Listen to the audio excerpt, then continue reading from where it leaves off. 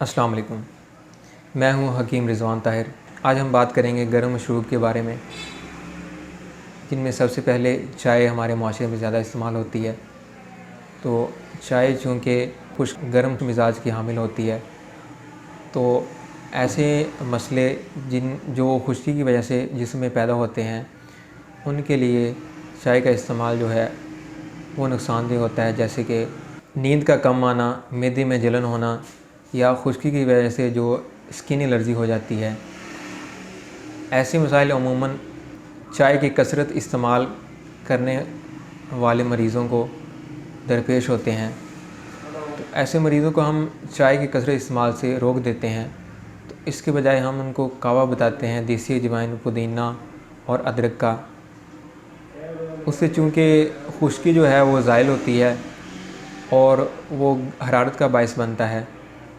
तो इसलिए जिन मरीज़ों को चाय की कसरत इस्तेमाल की वजह से स्किन एलर्जी है या नींद कम आती है, तो उनको देसी अजवाइन, पुदीना और अदरक का कावा इस्तेमाल करना चाहिए।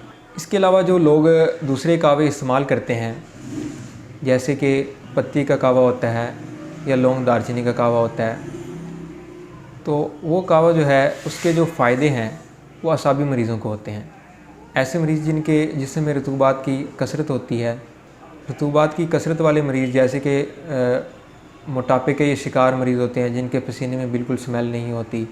तो ऐसा मोटापा जिसमें स्मेल नहीं होती, जो कार्बन फैट्स नहीं बनाता बल्कि असाबी चर्बी का बायस बनता है, तो ऐसे मोटापे के लिए तो जो है लौंग दालचीनी का कावा या पत्ती का कावा बहुत फ़ायदेमंद साबित हो सकता है। या शुगर के मरीज़ों के लिए भी फ़ायदेमंद साबित होता है, या कसरत पेशाब के मरीज़ों को, या ऐसे मरीज़ जिनको